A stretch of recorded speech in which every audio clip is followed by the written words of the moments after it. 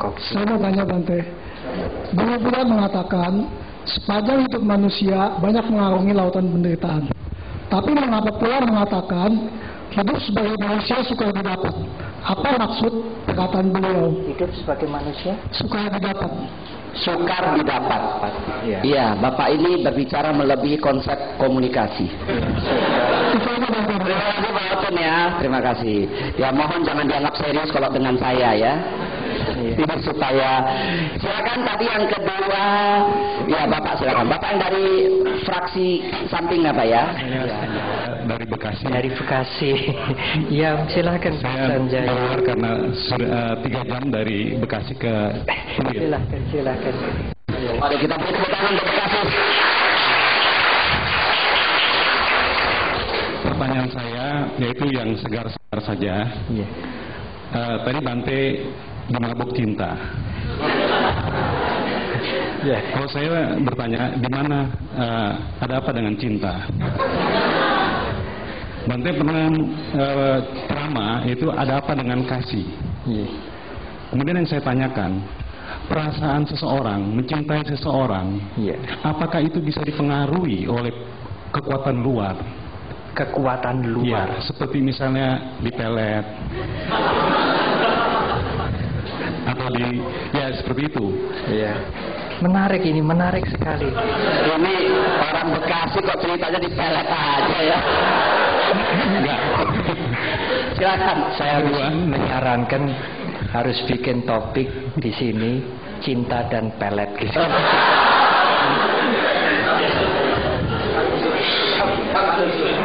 Samsun ya. Silakan Pak. Yang kedua, tadi Bante, apakah cinta itu bisa dibagi? Konkretnya pertanyaan bagaimana ini? Sekarang kalau kita melihat kehidupan yang Suami 2 istri. kalau kita melihat kehidupan sekarang, itu banyak orang yang ya artinya di lingkungan maupun apa yang kita sebut sering selingkuh atau apa. Iya. Itu dia mungkin ada satu memberi makna bahwa cinta itu mungkin bisa dibagi, asalkan badan saya tidak bisa dibagi. Iya. Ya, ini contoh keadaan saya ini. Jadi itu saja Bante, terima kasih. Baik, terima kasih. Sama budaya Kak Sanjaya. Saya ini baru sakit ya. Ya tidak apa Ibu. Namanya ya iya. Saya Tisa dari Muara Karang. Iya Muara Karang. Silakan Ibu. Ya, seminggu yang lalu saya baru keluar dari rumah sakit karena kecelakaan ya di leher saya. Ya. Terus waktu di rumah sakit itu kan tadi Bante menerangkan kita bahwa kematian kita tidak perlu takutkan ya. Iya. Saya juga sering dengar ceramah di wihara-wihara. Tapi tetap aja waktu saya di rumah sakit saya takut sekali Bante. Jadi di rumah sakit baru masuk aja saya udah doa terus. Jadi pokoknya saya takut sekali. Jadi waktu misalnya MRI itu yang ronsen di leher 45 menit Bante itu bunyi-bunyi terus padahal saya udah meditasi setengah mati 30 menit udah nggak tahan Bante. Terus akhirnya saya minta keluar juga akhirnya tapi berhasil juga sih dia punya ronsennya. Jadi saya mau tanya caranya bagaimana ya supaya maksudnya kita jangan sampai tegang begitu. Padahal saya juga tiap hari juga doa di sana gitu. Iya. Kasih Bante. Terima kasih. Baik, terima kasih Bu Tisa. Kita ikut prihatin. Pertanyaan yang bagus-bagus Ya. Ibu Bapak ya. Ya saya mengharapkan semoga Ibu cepat pulih kembali ya Ibu ya. Ya memang jasmani ini tidak bisa terhindar dari sakit ya, dari kelapukan. Tetapi kalau kita punya latihan, suatu saat jasmani saya juga lapuk ya, meskipun saya menjadi biku, mengajar dhamma dengan sebaik-baiknya untuk banyak orang, jasmani saya juga akan lapuk. Tetapi biarlah kalau jasmani ini sudah waktunya lapuk, tetapi mental kita jangan ikut lapuk. Sebab kalau mental itu dijaga, meskipun kematian terjadi, mental kita tidak akan ikut mati. Meskipun sakit sedang kita alami, kalau kita mempunyai latihan, menjaga mental kita dengan latihan, mental kita tidak harus ikut sakit. Memang menghadapi kematian bukan sesuatu yang mudah. Bukan hanya dengan mendengarkan ceramah, mendengarkan khotbah, kemudian saya besok Pak Mr. Po berani mati saya. Menghadapi kematian dengan wajar bukan berarti takut mati, tetapi juga bukan berarti mencari mati. Saya pernah ke Singapura dulu dengan rombongan. Ada Pak Budi Setiawan waktu masih jadi direktur. Saya mengatakan, wah Singapura ini bersih ya Pak Budi ya. Iya Bante, orang Singapura ini takut mati. Kalau orang Jepang Bante, berani mati dia. Saya iseng-iseng. Lah kalau orang Indonesia, cari mati.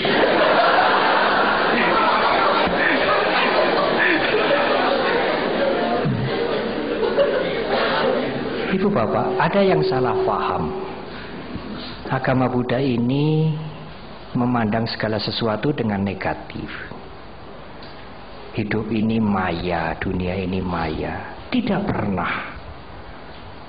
Agama Buddha tidak pernah menggunakan ungkapan maya. Tidak nyata, samar-samar bayangan untuk kehidupan ini.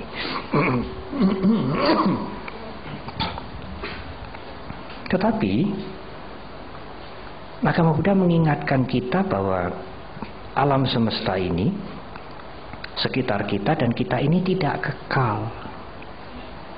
Rumah ini tidak kekal, bisa lapuk, ya, bisa rusak. Tetapi jangan dipercepat lapuknya. Kalau ada yang rusak-rusak ya ditambal, diperbaiki sesegera mungkin, supaya rumah ini bisa bermanfaat untuk orang banyak lebih lama, kan begitu. Demikian juga jasmani Panyawaro ini, jasmani Ibu Tisa akan lapuk. Tetapi pada saat mulai lapuk, kalau bisa ya diobati,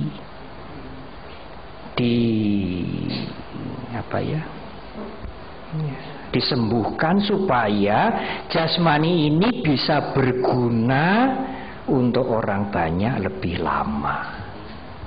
Itu motivasinya.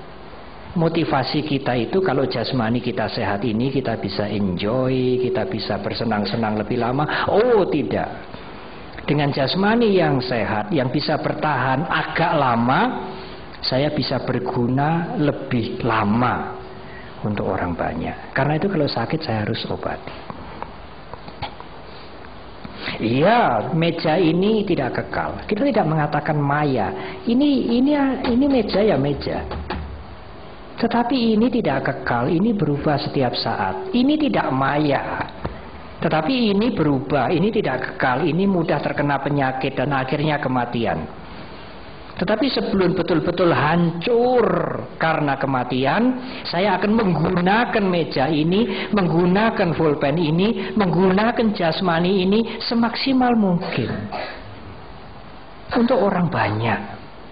Paling tidak untuk suaminya, untuk anak-anaknya, untuk familinya, untuk lingkungannya, untuk orang banyak, untuk semua makhluk kalau mampu.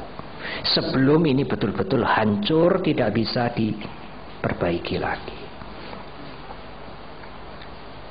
Oleh karena itu tidak bisa dimengerti sepotong. Oh, semua tidak kekal, semua akan rusak. Agama Buddha mengajarkan begitu. Buat apa sakit diobatin? Mati adalah pasti. Ya, itu mengerti dhamma sepotong. Ya. Tetapi mati kan pasti, Bante, meskipun saya mengobati, saya merawat dengan baik. Oh iya, pasti. Tidak bisa dihindari. Meskipun kita mengobati jasmani ini, menggunakan jasmani ini lebih lama, kematian adalah pasti. Bagaimana menghadapi itu? Dengan latihan. Apakah latihan yang harus kita lakukan, Bante? Ya, jangan self-centered, jangan egosentris, dan usaha untuk mengurangi kemelekatan. Ya dengan membantu, dengan menolong yang lain. Mengapa kita menderita sih? Mengapa kita takut dengan kematian sih? Begitu kuat kemelekatan kita. Ada hubungannya dengan cinta. Memang pemuda mencintai pemudi, pemudi mencintai pemuda, tidak sepenuhnya bisa mewakili uraian untuk melayani yang lain. Contoh itu tidak sepenuhnya tepat, tetapi saya ambil contoh itu untuk bagian yang mudah ditangkap. Karena kalau kita lihat lebih dalam, pemudi mencintai pemuda, pemuda mencintai pemudi, oh itu self center juga.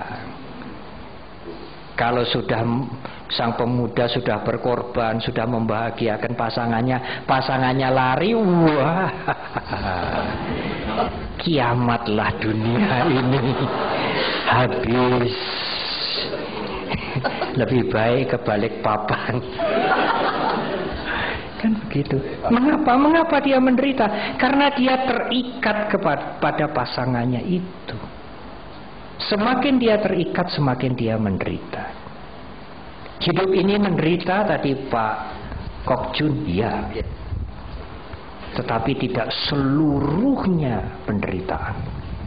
Tidak dari kita dilahirkan, kemudian kita bangun pagi sepanjang hari, kesekian kemari, sampai kita tidur kembali malam hari, sepenuhnya kita duka menderita, sebelum mencapai arahat kita menderita. Tidak, saudara. Tidak. Ada saat-saat kita bebas dari penderitaan. Ada saat-saat kita bebas dari penderitaan. Meskipun kita belum sotapana, belum arahat. Bisa Bante, bisa. Saat Anda tidak melekat, Anda akan bebas dari penderitaan. Apakah tidak melekat bukan berarti tidak punya apa-apa? Tidak.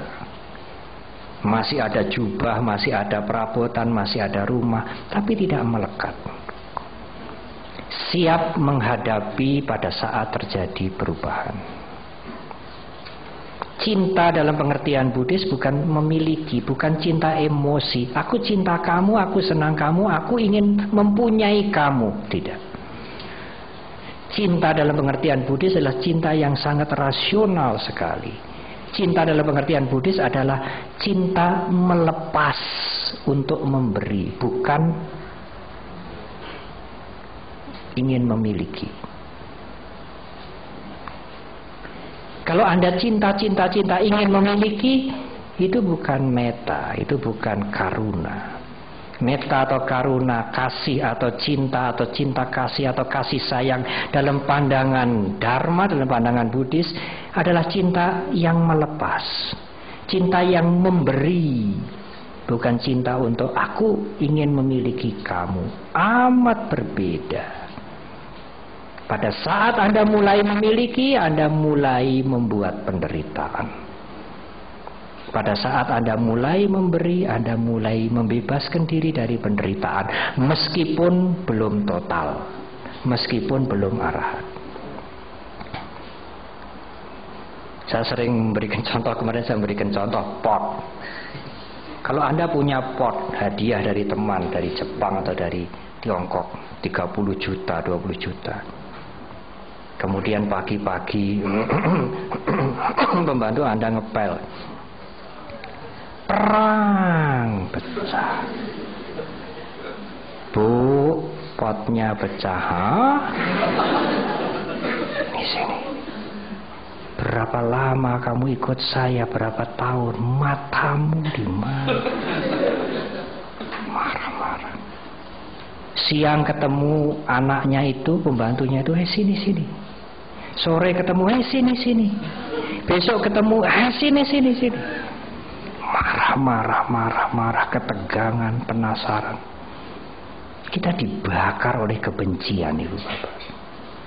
Di dalam kitab-kitab dikatakan kita berbuat baik, berdana, beramal, meditasi, melatih kesabaran, moralitas. Bertahun-tahun, berhari-hari, bertahun-tahun. Sekali kita marah, kebajikan itu seperti dibakar semua, habis.